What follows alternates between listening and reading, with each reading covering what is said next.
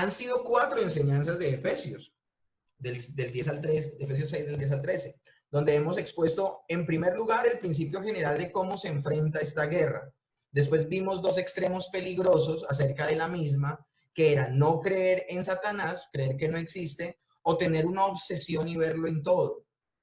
También vimos después que la escritura nos enseña que Satanás es nuestro enemigo y por esa razón, entendiendo que lo debíamos conocer, expusimos su origen, su caída, su propósito y su destino.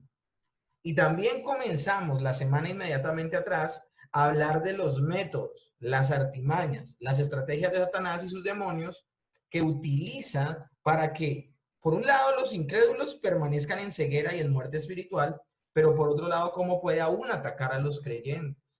El propósito de Satanás es destruir a los incrédulos, alejándolos permanentemente de Dios, desvirtuando las escrituras, la palabra de Dios, pero hablábamos de que ese punto en particular no solamente afecta a los incrédulos, sino que a los creyentes, ¿cómo lo afecta?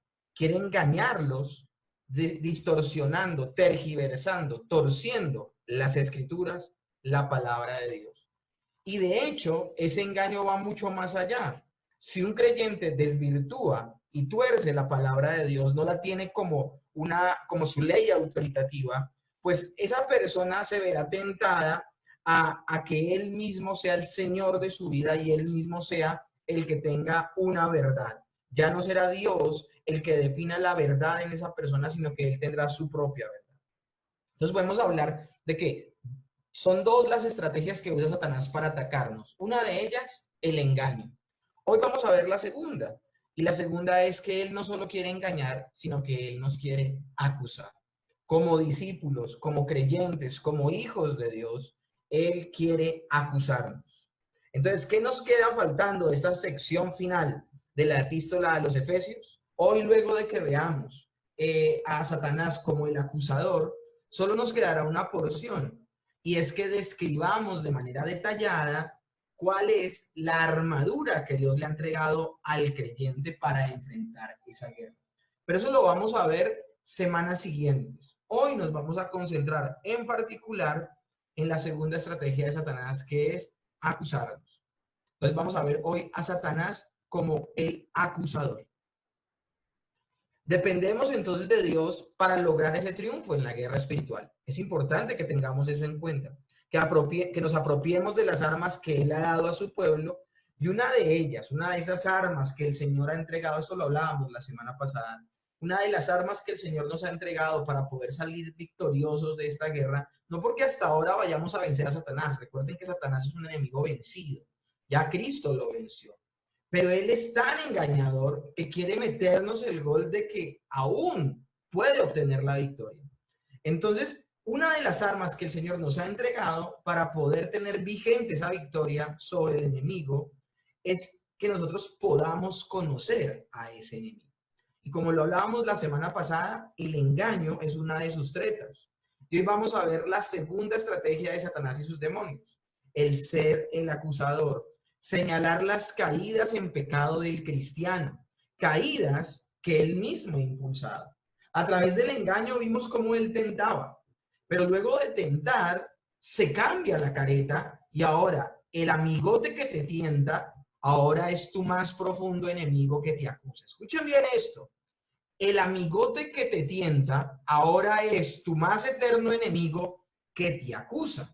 Esto con respecto a los creyentes. Porque acuérdense que los incrédulos están ya en engaño y para ellos no implica o no ven como algo terrible el caer en pecado. De hecho, ellos no caen en pecado, ellos están en un continuo estado de pecado. Entonces no se puede hablar de que caen como un acontecimiento en su vida. No, toda su vida es una vida de pecado. Entonces, esto lo estoy hablando, estas 2 estrategias de ataque, estoy hablándolas en particular para el creyente. Satanás quiere engañarlo a través de distorsionar la escritura que no le importa al incrédulo, y hacer creer al creyente que él puede tener una verdad y definir la verdad en general, cuando el que la define es el Señor Jesús, el que la define es Dios en general. Sino que ahora vamos a ver esta segunda estrategia, que es acusar. Es mostrar que, mejor dicho, somos de lo peor cuando el creyente cae. Ahora, esto con el objetivo de desalentar al creyente en su camino de crecimiento espiritual. Ese es el propósito que tiene Satanás, desanimarnos. Ese es precisamente el significado entonces de la palabra hebrea Satanás, o en griego diablo. En hebreo Satanás, diablo en griego. Y las dos palabras, tanto Satanás o diablo, significan acusador. Miremos con un ejemplo bíblico, mis hermanos, esto de lo que les estoy diciendo. Esta es una visión que se convierte en el derrotero común de Satanás en torno al hombre en este aspecto de acusación.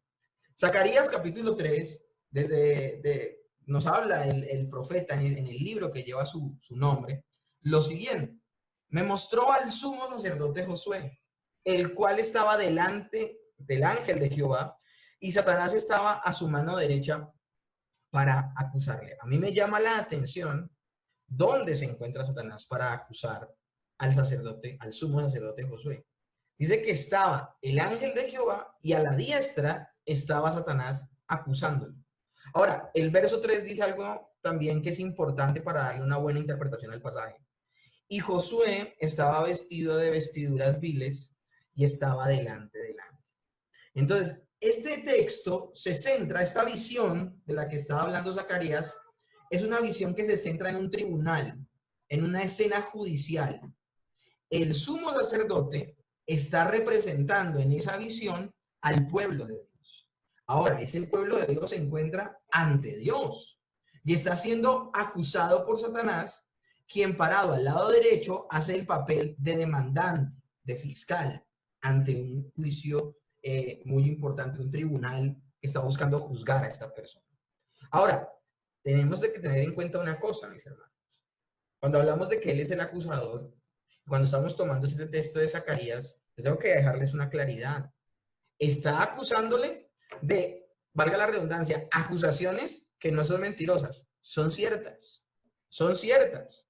El pueblo, representado por el sumo sacerdote, es pecador, es indigno de tener una relación con Dios. Y esto es simbolizado en la visión precisamente por lo que dice el verso 3 de Zacarías 3. Es representado por las ropas completamente indignas, rotas, sucias, con las que se presenta el sacerdote, el sumo sacerdote Josué.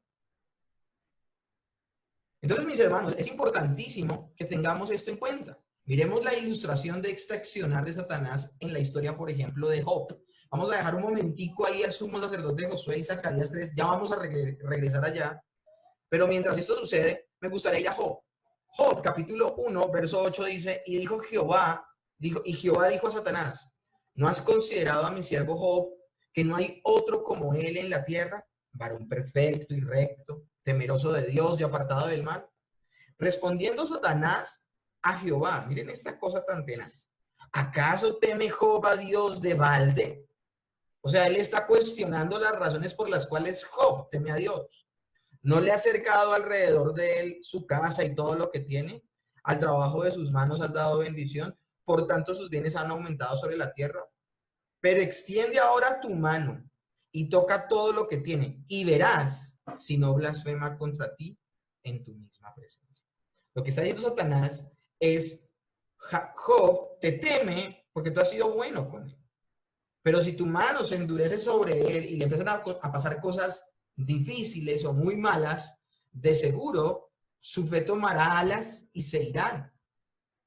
Entonces él lo que le está diciendo es, este hombre solo te adora si lo bendices, si no, inmediatamente te maldeciría. Entonces debemos entender una cosa, Satanás conoce la naturaleza humana caída. Satanás sabe que el creyente tiene un remanente de pecado. A mí eso es lo que me impresiona en esta época donde pulula tanto el hecho de que el hombre puede lograr algo por sí mismo. Hay muchas iglesias, hay muchas congregaciones que nunca le predican a las personas sobre ser expectantes y estar velando en cuanto a su salud espiritual. No, hay congregaciones donde asumen que la gente ya está bien desde que recibió a Cristo en su corazón, ya están súper bien y no los instan a que velen en su estado espiritual. Y de hecho, nunca les dicen que en ellos puede haber, aún siendo creyentes, puede haber un remanente de pecado. Y esto es terrible. Porque Satanás sí tiene eso en cuenta todo el tiempo.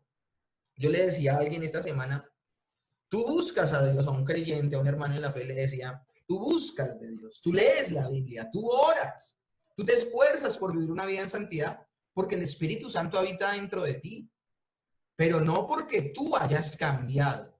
Tu manera de ver las cosas cambia y tu corazón se volvió sensible a las cosas de Dios porque el Espíritu Santo habita en ti. O sea, todo lo bueno que hay en ti proviene de Dios, pero todo lo malo que sucede en el creyente proviene de su naturaleza, de esa naturaleza que caída de parte de Dios, ese remanente de pecado que continúa en él. Todo lo bueno que hay en el creyente procede de Dios y todo lo malo del creyente procede de él mismo. Entonces debemos tener cuidado con esto, porque hay congregaciones, hay creyentes, hay pastores que menosprecian esta verdad, no la toman en cuenta y piensan que sus hermanos o que la congregación que pastorean son productos terminados. Y por eso vienen tantas situaciones difíciles al interior de las iglesias locales, porque la gente no vela. Satanás sabía que en Job había una naturaleza caída y que iba a usar cualquier herramienta para que ésta emergiera. Yo lo he dicho de manera jocosa, pero es algo que es bien importante que lo tengamos en cuenta, y es lo que decía Martín Lutero. Él decía, yo pensé haber ahogado al hombre viejo en las aguas del bautismo. Lo que ignoraba era que el desgraciado sabía nadar. Entonces, Martín Lutero era consciente aún que él podía volver a sus viejos hábitos si no dependía de Dios, si no permitía que el Espíritu Santo tomara el control de su vida y si no mortificaba el pecado. Entonces debemos tener en cuenta todo esto, mis hermanos. Ahora, regresando a Zacarías 3, podríamos imaginar las palabras de Satanás ante Dios diciéndole algo así. ¿Cómo es posible que un Dios santo como tú, que eres un Dios santo, permita que un pueblo pecador se relacione contigo? Esa es como la cizaña que quiere sembrar Satanás. Ahora, la acusación de Satanás es válida. Él no está diciendo, en este caso, no está diciendo mentiras. Es imposible que un Dios santo se relacione con un pueblo pecador. Eso es algo que hasta lo dice en la Escritura. Pero la visión señala que es posible porque Dios mismo viste al sacerdote Josué de justicia. Zacarías 3 es impresionante, mis hermanos, y por eso lo vamos a tener como centro, como núcleo de la clase. Dice el verso 1, me mostró, está hablando Zacarías en la visión, me mostró Dios al sumo sacerdote Josué, el cual estaba delante del ángel de Jehová, y Satanás estaba a su mano derecha para acusarle. Y dijo Jehová a Satanás, Jehová te reprenda, oh Satanás. Jehová, que ha escogido a Jerusalén, te reprenda. ¿No es este un tizón arrebatado del incendio? Esto es impresionante.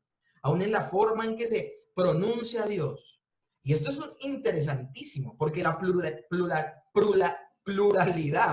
voy a volverlo a repetir, porque la pluralidad de la Trinidad, el Dios Trino, está presente actuando a favor del pueblo. Quiero que nos imaginemos este cuadro. Imaginémonos a el ángel de Jehová, a la derecha es a Satanás, pero luego dice que Dios le dice, Jehová le dice a Satanás, Jehová te reprenda. Entonces tenemos al ángel de Jehová y Jehová diciéndole a Satanás que Jehová le reprenda. ¿Están entendiendo esto tan maravilloso que aparece en este texto?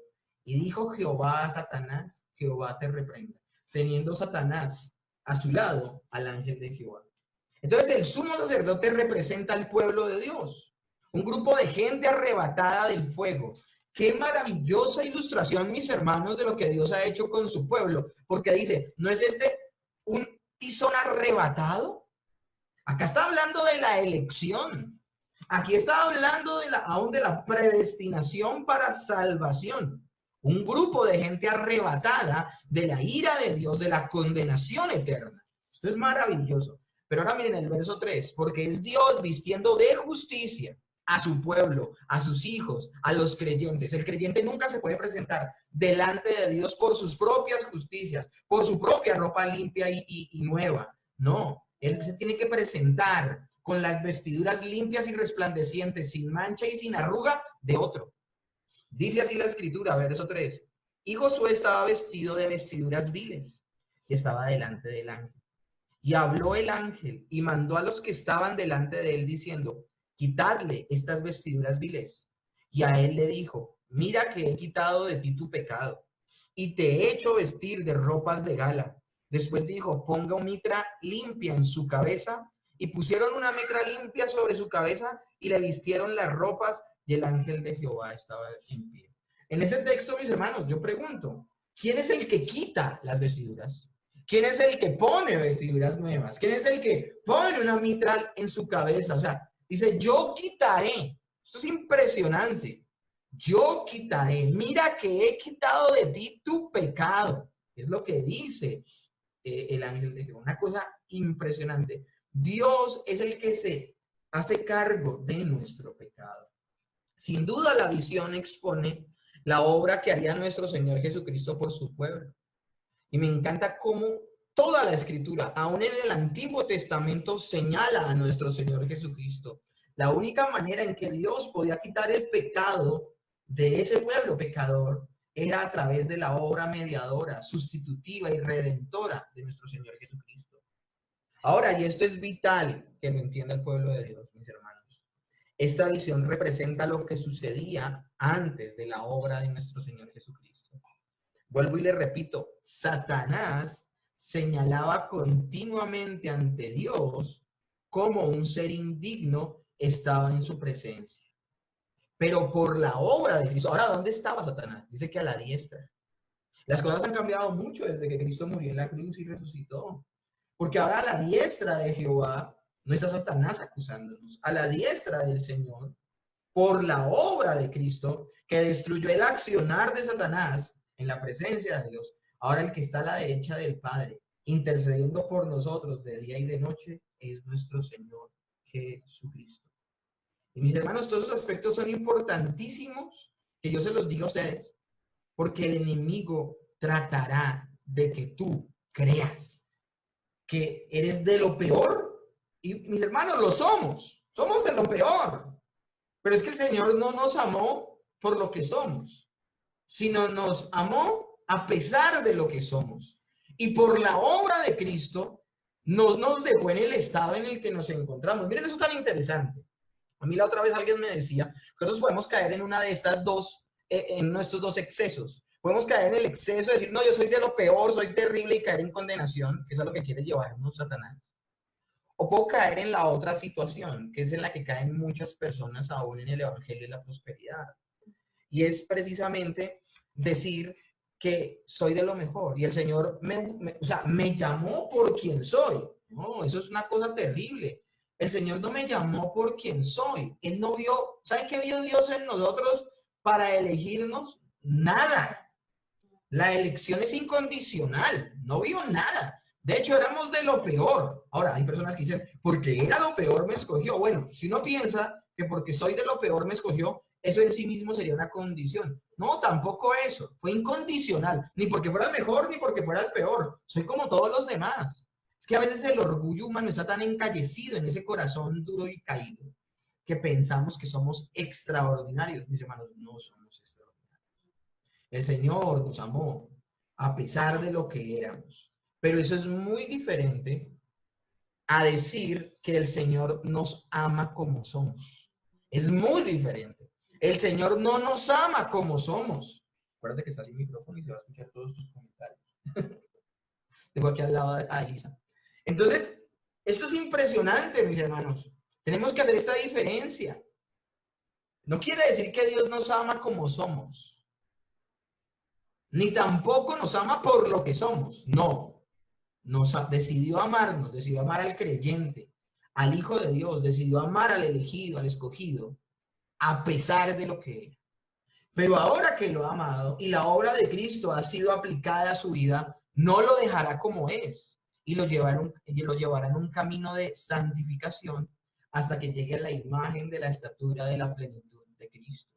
Mis hermanos, eso es lo que dice verdaderamente la palabra de Dios. Quitar una de estas verdades es completamente falso. O sea, medias verdades en la Escritura son falacias peligrosas que dan a luz herejías. Entonces hay que tener cuidado con esto. Entonces, al punto al que hoy es esto. Ya que he dado esta explicación, cierro comillas, cierro paréntesis, sigo con la clase. Satanás quiere acusarnos al punto de que creamos y nos llevemos la culpa. Porque como nos va a acusar de cosas verdaderas, él no te va a acusar de cosas que tú no has hecho, te va a acusar de cosas que efectivamente has hecho en momentos de debilidad y te va a llenar de culpa.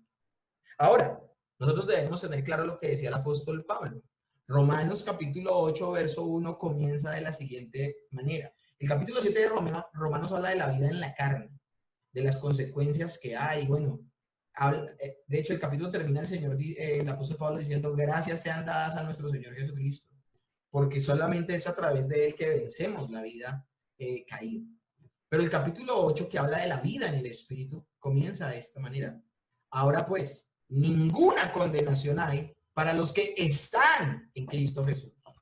Los que no están en Cristo Jesús, según Juan 3, 18, ya han sido condenados.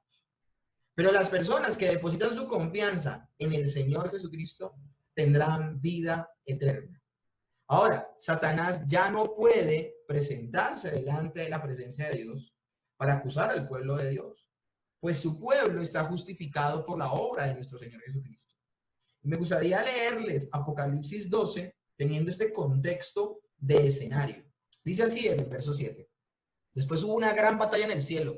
Miguel y sus ángeles luchaban contra el dragón, y luchaba el dragón y sus ángeles, pero no prevalecieron, ni se halló ya lugar para ellos en el cielo. Y fue lanzado el dragón, la serpiente antigua que se llama Diablo y Satanás, el cual engaña al mundo entero. Fue arrojado a la tierra, y sus ángeles fueron arrojados con él. Entonces oí una gran voz del cielo que decía, ahora ha venido la salvación, el poder y el reino de nuestro Dios, y la autoridad de su Cristo, porque ha sido lanzado fuera el acusador de nuestros hermanos, el que los acusaba delante de nuestro Dios día y noche. Miren el papel que tenía Satanás antes de Cristo, acusarlos de día y de noche, mientras que ahora el Señor a la diestra del Padre intercede por nosotros de día y de noche. Mis hermanos, hay un abismo de diferencia entre el operar de Satanás en un incrédulo y en un creyente. Hay un abismo de diferencia. Entonces nosotros con este seminario de guerra espiritual lo que estamos queriendo es que a través de la escritura nos demos cuenta que somos muy diferentes a los incrédulos y que Satanás es un enemigo vencido, pero que no quiere entender que es vencido y nos quiere atacar. Pero no es igualarnos con el incrédulo, ni igualar al diablo del Antiguo Testamento antes de la obra consumada de Cristo y el diablo que ahora tenemos después de la obra consumada de Cristo. No quiero que nos llevemos esas ideas. Y dice el verso 11, que es uno de los versos más conocidos, pero a veces la gente la cita sin conocer realmente su contexto. Y ellos le han vencido por medio de la sangre del Cordero y de la palabra del testimonio de ellos, y menospreciaron sus vidas hasta la muerte. Por lo cual, alegraos cielos y los que moráis en ellos. Ay de los moradores de la tierra y del mar, porque el diablo ha descendido a vosotros con gran ira, sabiendo que tiene poco tiempo. Mis hermanos, el enemigo no se va a quedar con los brazos cruzados. Él es un testarudo. Él no quiere aceptar que fue vencido. Y de hecho, quiere engañar aún a los creyentes, a los escogidos. ¿Alguien podría decir, un creyente puede ser engañado? Mis hermanos, un creyente nunca va a perder la salvación. Pero sí podemos hablar de creyentes negligentes que no pelean la buena batalla del Señor. Pero también es interesante y es muy importante que presten atención con esto que les voy a decir. Hay muchas personas al interior de la iglesia que se creen verdaderos creyentes cuando no lo son. Y el hecho de no vivir una vida en santidad, no seguir los consejos que da el apóstol Pablo y ser pasivo en la guerra espiritual, sencillamente evidenciará lo esclavo que está de Satanás. Y aunque va cada 8 días a la iglesia, nunca fue un verdadero creyente. Entonces, mis hermanos, son nuestras acciones las que evidencian lo que somos. Yo no tengo unas gafitas de rayos X para decir, él es creyente, él no. Sencillamente predico lo que dice la Escritura y espero y oro que la comunidad, la iglesia local y los que escuchan las predicaciones y las enseñanzas las pongan en obra evidenciando quién en realidad son. Porque el hecho de no realizar lo que dice la Escritura sencillamente evidenciarán que muchos que desean ser una cosa en realidad son otra. Vuelvo y repito, hay una diferencia asombrosa, abismal entre el comportamiento de un creyente y un incrédulo, pero también en cómo puede operar Satanás en un incrédulo y en un creyente. Si somos creyentes, mis hermanos, le hemos vencido por la obra del Señor Jesucristo. Dice Simón Kistemaker, a lo largo de la historia, hasta la ascensión de Jesús, Satanás podía presentarse a la presencia de Dios. Cuando Jesús completó su obra mediadora en la tierra, ascendió al cielo y pasó a ocupar su lugar a la diestra de Dios. Su entrada al cielo hizo imposible. Escúchenme bien esto. Miren cómo ha cambiado la condición desde que Cristo ascendió a los cielos. Su entrada al cielo, la entrada del Señor Jesucristo al cielo, hizo imposible que Satanás llegara a la presencia de Dios de nuevo para acusar a los santos. Lejos de aceptar la realidad de su derrota por su parte, Satanás y sus demonios se enfrentaron con el arcángel Miguel y a sus formidables huestes celestiales, quien los expulsó del cielo. Ellos los expulsaron del cielo. Ya no se puede presentar. El Job que se presentaba en el cielo, el Satanás que se presentó en el cielo delante de Dios para que pudiese con libertad atacar a Job, ya no es el que está ahora. Ya no es el mismo, mis hermanos. Ya no es el mismo. Debemos tener eso muy claro. El apóstol Pablo también afirma, Colosenses 2, del 13 al 15, lo siguiente. Y a vosotros, estando muertos en pecados y en la incircuncisión de vuestra carne. Entonces le está hablando el apóstol Pablo a los creyentes de Colosas que en algún momento fueron incrédulos, no creyentes, paganos. Les estaba hablando a los creyentes, a los hermanos de la iglesia de Colosas, de su condición antes de ser salvos. Y a vosotros, estando muertos en pecados y en la incircuncisión de vuestra carne, os dio vida juntamente con él, perdonando los pecados, anulando el acta de decretos que había en contra de nosotros, que nos era contrario, quitándola del medio y clavándola en la cruz. Y despojando a los principados y a las potestades, los exhibió públicamente, triunfando sobre ellos en la cruz. Este texto es importantísimo, mis hermanos, para contrarrestar el ataque de Satanás. Ahora Satanás sigue su papel acusador, ya no ante Dios, pero sí en la mente de los creyentes. Él te sigue acusando, él te sigue condenando, él sigue diciendo eres de lo peor. Y son afectados aquellos entonces que no se aferran a la obra redentora de Cristo descrita en Colosenses 2 del 13 al 15. ¿Qué hizo Cristo en la cruz del Calvario? Él no solamente pagó por tu pecado, no solamente Él murió como sacrificio perfecto, no solo sus buenas obras te fueron imputadas a ti como creyente, sino que además el acta de decretos que te era contraria, la clavó en la cruz y su sangre borró ese listado. Y ese listado son tus pecados pasados, presentes y futuros. Pero los creyentes que le creen a esta mentira a Satanás son afectados porque no se aferran a la obra de Cristo, sino que siguen engañados por Satanás, haciéndole creer que son ellos los que determinan su salvación con sus acciones. ¿Por qué creen que hay tantas personas aún al interior del protestantismo que piensan que su salvación es por obras? Y miren, se los voy a hablar a ustedes que son bíblicos. Que tú puedes decir, no, ese no es mi caso no es ese. Yo creo que por gracia me salvé. Bueno, está bien, tú crees que por gracia te salvaste. Qué bien. Pero eres de los que tuviste una semana maravillosa. Hiciste el devocional, estuviste puntual en tu predicación del domingo. Esta semana no tuviste grandes problemas con tu pareja. Fuiste justo con tus hijos o justa con tus hijos. Fuiste un empleado, mejor dicho, emblemático y muy responsable. Y cuando vas a orar, oras con una tranquilidad, oras con una paz, oras con una seguridad. Pero resulta que tienes una semana re difícil. Tienes una semana donde le levantaste injustamente la voz a tus hijos, donde tuviste problemas con tu pareja, donde rara vez en la semana hiciste el devocional, donde tuviste una locha de levantar, una pereza tremenda de levantarte el domingo en la mañana y conectarte. Hasta mis ejemplos cambian con esto de la pandemia terrible. Ojalá que pueda volver a decir desde dentro de muy pocos días y te dio pereza levantarte para ir a la iglesia. Hasta los ejemplos cambian.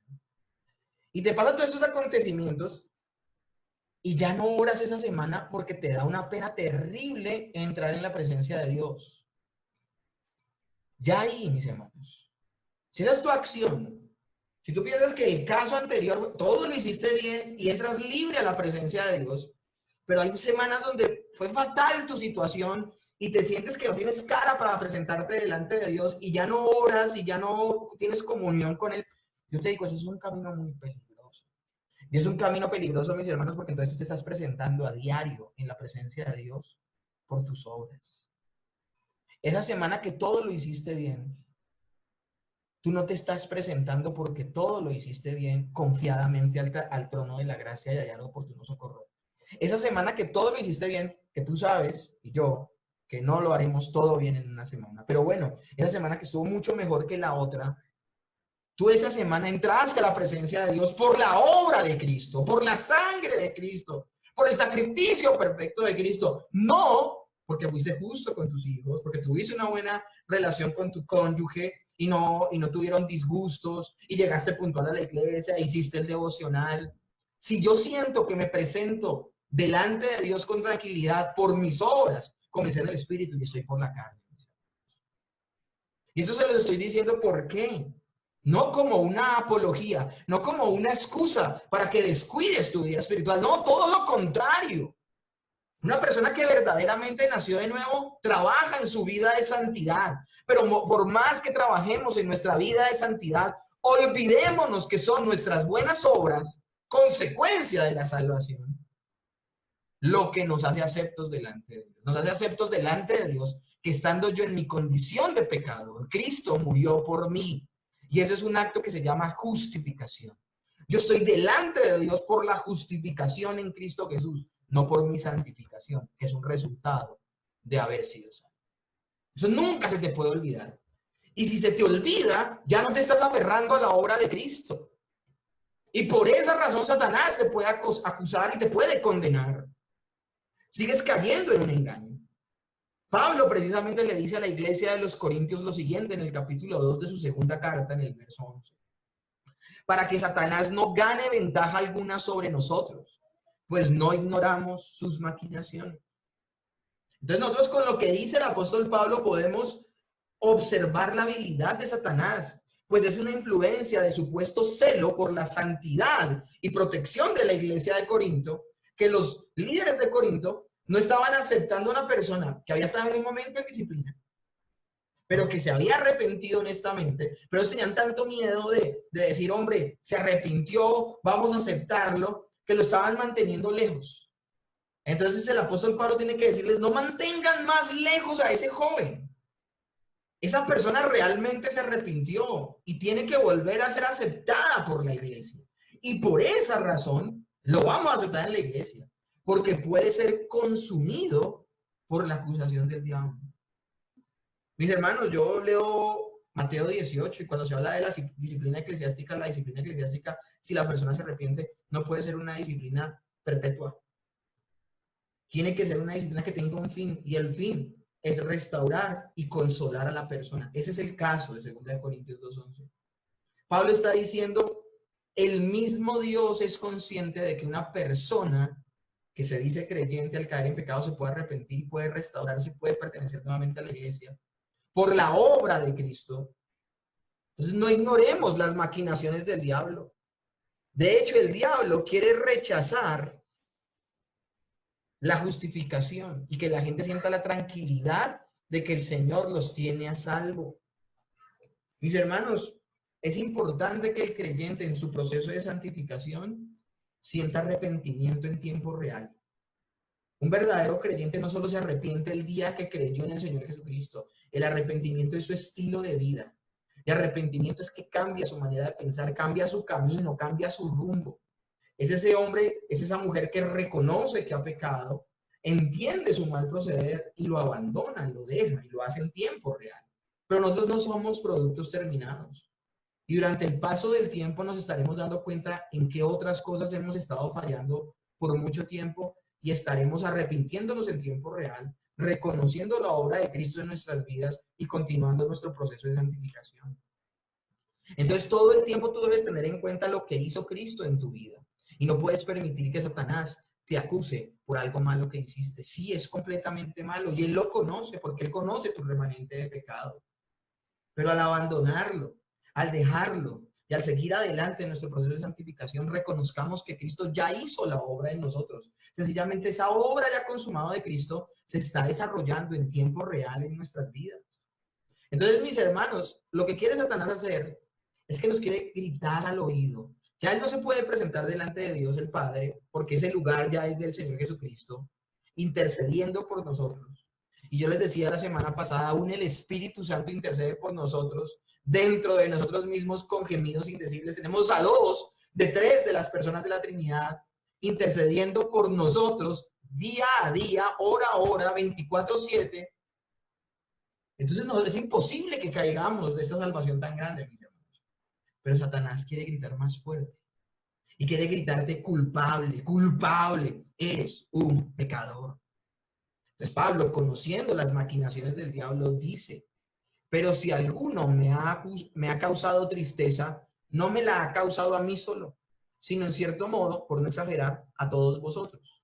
Eso lo está hablando de la persona que pecó en la congregación de Corinto. Y por esa razón tuvo que ser expulsada. ¿Por qué? Porque no solo había pecado contra Dios, ni solo contra Pablo, sino ha pecado con toda la congregación, contra toda la congregación. Pero miren lo que dice.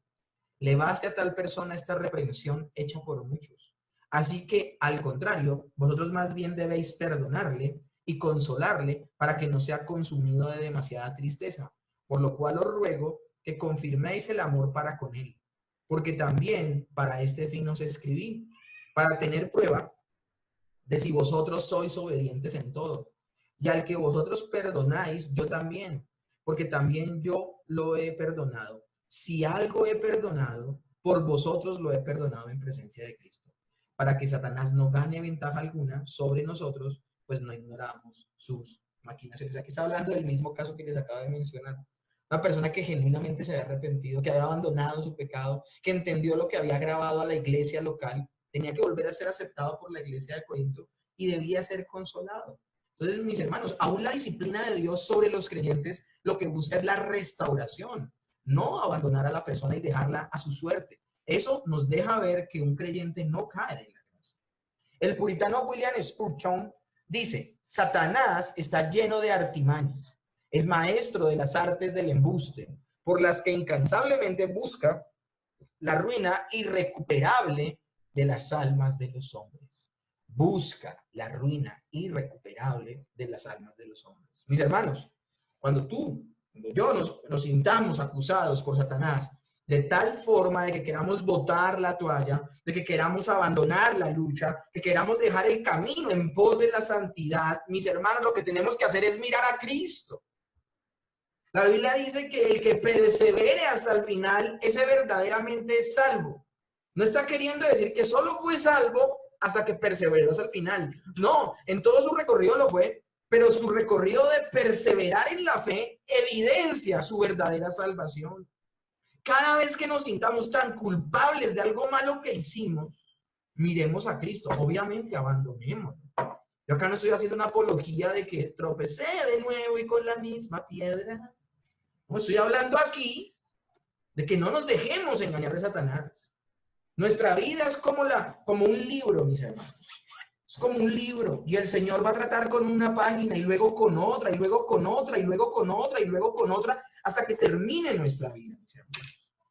Pero cada vez que pase una página de esa área en la que el Señor me va a tratar, Satanás me va a acusar y me va a decir que soy de lo peor. Y hermanos, tienen razón, soy de lo peor. Pero el Señor murió por mí. Eso es lo que tenemos que tener, esa claridad. Ahora, ese tipo de fe solo la produce el Señor. No es autoayuda. No es que te mires al espejo y digas, yo lo puedo hacer. No, es el Señor el que obra. Es allí donde el creyente debe mirar a Cristo, como los que eran mordidos por la serpiente en el desierto, mis hermanos. Esto es impresionante, ese texto. Ojalá puedan ver esa clase en internet, la serpiente de bronce. Moisés hace una serpiente de bronce que está envuelta en un asta, que de hecho es el símbolo de la medicina. Y las personas picadas por la serpiente por la fe, serpiente, veneno que los mataba inmediatamente, esas personas tenían que ver por la fe a la serpiente de bronce, que era la estrategia que Dios había dicho, y se curarían. Eso es aún es una analogía del Evangelio. Miremos a Cristo. Cristo es la solución a la acusación de Satanás. Sin duda, cuando pecamos, el Espíritu Santo nos lleva a contristarnos y nos guía al arrepentimiento. Pero el Espíritu Santo nos contrista, nos entristece para levantarnos, para restaurarnos, no para destruirnos y seguir caminando en pos del pecado y de la maldad, como diciendo, no, yo no pude. Muchos supuestos creyentes me dicen eso, no es que yo no pude dejar de pecar y soy tan pésimo y soy tan malo que por eso no volví a la iglesia. Cayó de la gracia, perdió la salvación. Mentira. Tal vez nunca la tuvo.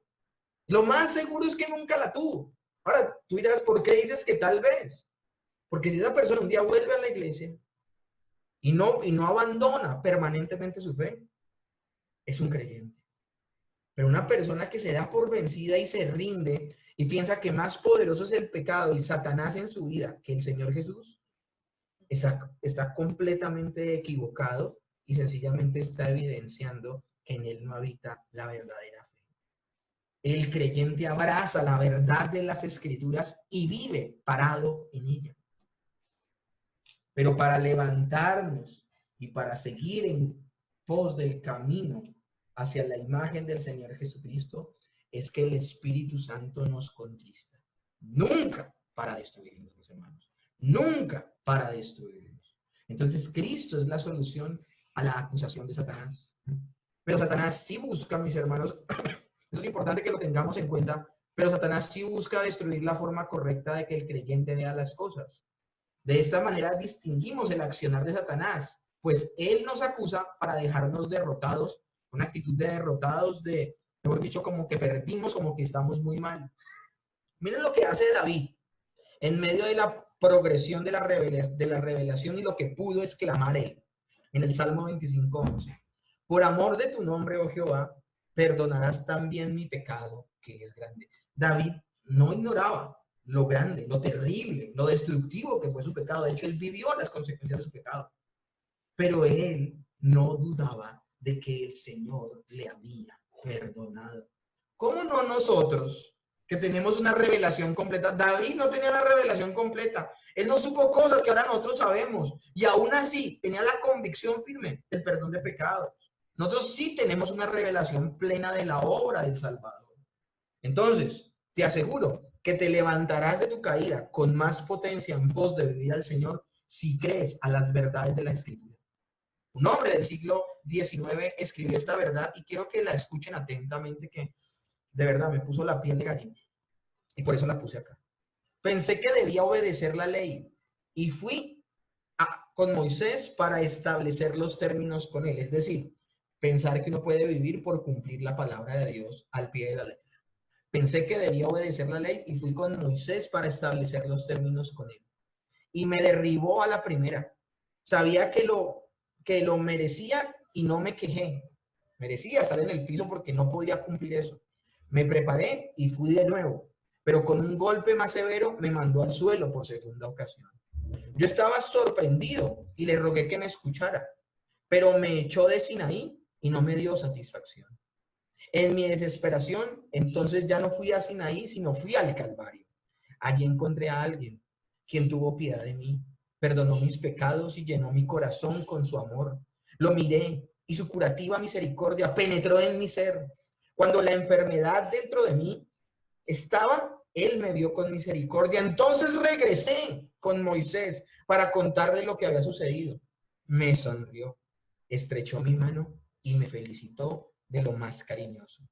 Y desde entonces nunca me ha derribado. Voy del Calvario a Sinaí y todos sus truenos están silenciosos. Mis hermanos, el hecho de que yo haya sido salvo por gracia, que el Señor haya tenido misericordia, no quiere decir que yo no tenga que cumplir de ahí en adelante, desde que soy salvo con la ley de Moisés. Por eso, esta historia hermosa nos habla de que el creyente transita entre el Calvario y Sinaí. Y el temor de Dios te llevará a vivir una vida de obediencia. Y tú no pones tu confianza en esa vida en obediencia por ser salvo, no. Tú eres salvo por la gracia de Dios, por la obra de Cristo. Pero una consecuencia de que has sido salvo es que cumples la ley moral de Dios. Es que cumples la ley moral de Dios. Todos los creyentes, mis hermanos, todos los creyentes en medio de esta guerra espiritual, tenemos momentos difíciles, batallas perdidas, momentos en que parece que todo está perdido, que realmente no somos del Señor. Pero como el cuadro del ejemplo que les puse la clase pasada del ajedrecista, en ese cuadro todavía había una jugada por hacer y triunfar. En nuestras vidas siempre hay una jugada para que se evidencie la derrota de Satanás. Y es que en medio de la culpa, de la acusación y de la tristeza, siempre corramos a Cristo para aceptar su victoria.